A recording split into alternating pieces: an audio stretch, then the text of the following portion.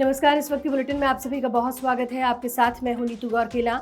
फटाफट नजर डालेंगे आज की कुछ खास खबरों पर। भारत और चीन के बीच जो संबंध है, पिछले कुछ समय से कड़वाहट इन संबंधों में बनी हुई है। इसी को लेकर विदेश मंत्री एस जयशंकर ने क्या कुछ कहा, वो आपको बताने जा रहे हैं। पिछले कुछ साल से भारत और चीन के रिश्तों में काफी कड़वाहट चल रही है। समय समय पर बॉर्डर पर तनाव की खबरें सामने आती रहती हैं।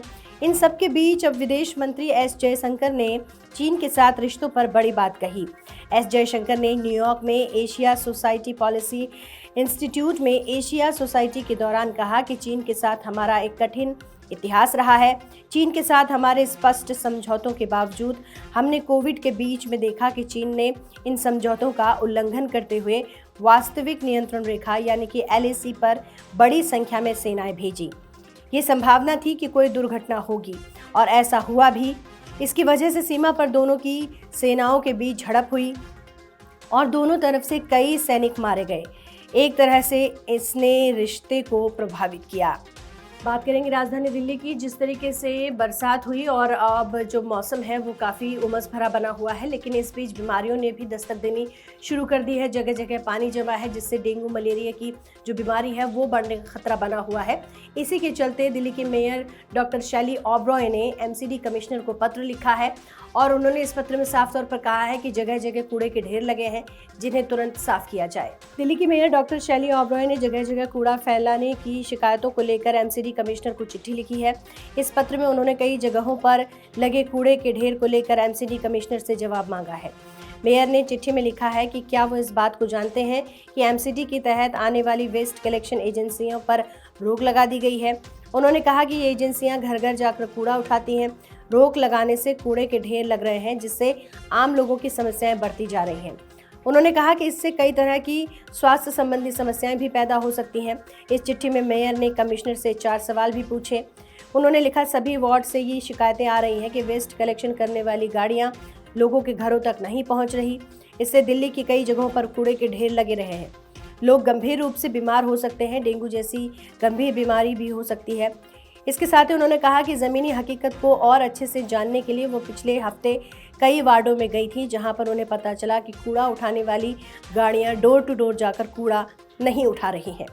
बढ़ते आगे, एक तरफ जहां हरियाणा में विधानसभा चुनाव बहुत नज़दीक है, तारीख बिल्कुल आने वाली है और ऐसे में कांग्रेस अपनी पूरी तैयारियों में जुटी हुई है, तो वहीं नेता प्रतिपक्ष राहुल गांधी और कांग्रेस सांसद, उनकी भी परेशानियां बढ़ने वाली हैं, क्योंकि बीजेपी सांसद CP जोशी ने लोकसभा अध्यक्ष ओम बिरला को एक पत्र लिखा है और इस पत्र में उन्होंने आग्रह किया है कि राहुल गांधी का जो पासपोर्ट है उसे रद्द कर दिया जाए।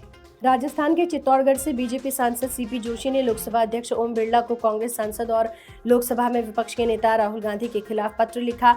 इस पत्र में CP जोशी ने राहुल गांधी का पासपोर्ट रद्द करने का अनुरोध किया है। सांसद CP जोशी ने राहुल गांधी द्वारा विदेश में दिए गए बयानों को अपनी मांग का आधार बताया।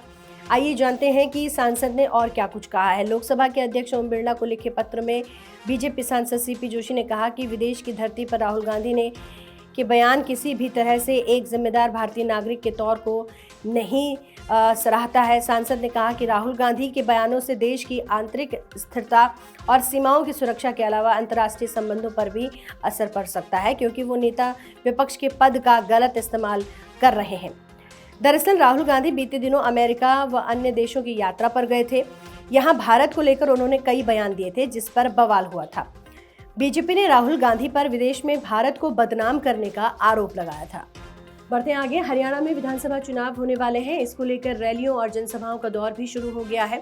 आपको बता दें कि प्रधानमंत्री नरेंद्र मोदी आज हरियाणा के गोहाना में रैली को संबोधित करेंगे और यहाँ पर अक्टूबर में यानी कि 5 अक्टूबर को एक चरण में ही 90 सीटों के लिए मतदान होने वाला है और 8 अक्टूबर को इस पूरे जो विधानसभा चुनाव है उसके रिजल्ट घोषित कर दिए जाएंगे। हरियाणा विधानसभा चुनाव जैसे जैसे नजदीक आ रहे हैं, वैसे वैसे सियासी पारा भी हाई होता जा रहा है। सभी 90 सीटों पर 5 अक्टूबर को मतदान होंगे। इससे पहले हर पार्टी खूब जोर लगा रही है। इसी बीच PM नरेंद्र मोदी आज हरियाणा में चुनावी रैली करने वाले हैं। इस बात की जानकारी बीजेपी प्रदेश अध्यक्ष मोहन लाल बड़ौली ने दी और कहा कि बुधवार यानी कि 25 सितंबर को गोहाना में प्रधानमंत्री नरेंद्र मोदी की रैली होगी, जिसमें 22 विधानसभाओं से कार्यकर्ता और उम्मीदवार भाग लेंगे।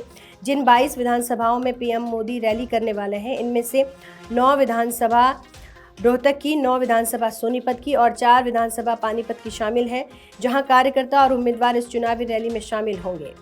बढ़ते हैं आगे, बात करेंगे जम्मू कश्मीर की। जम्मू कश्मीर में विधानसभा चुनाव के लिए दूसरे फेज के लिए आज वोटिंग चल रही है। आपको बता दें कि सुबह 7 बजे से वोटिंग सेंटरों पर जो मतदाता हैं वो यहां पर पहुंचे और अपने अपने मताधिकार का उन्होंने प्रयोग किया। 26 सीटों के लिए ये जो वोटिंग है वो की जा रही है।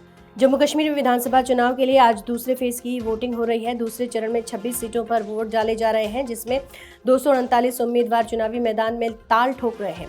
इसमें पूर्व मुख्यमंत्री उमर अब्दुल्ला, जम्मू कश्मीर कांग्रेस कमेटी के अध्यक्ष तारिक हामिद खर्रा और बीजेपी के वरिष्ठ नेता रविंद्र रैना पर हर किसी की नज़र टिकी है। आज वोटिंग शुरू होने के साथ ही प्रधानमंत्री मोदी ने जम्मू कश्मीर के लोगों से मतदान करने की अपील की। बता दें कि जम्मू कश्मीर के 26 विधानसभा क्षेत्रों में स्थापित 3,502 मतदान केंद्रों पर 13,000 से ज़्यादा मतदान कर्मचारियों ने मोर्चा संभाला है। तो ये थी वो अहम खबरें जिन पर पूरे दिन भर हमारी नज़र बनी रहेगी और इन खबरों से जुड़ी हुई अपडेट भी आप तक पहुंचती रहेगी।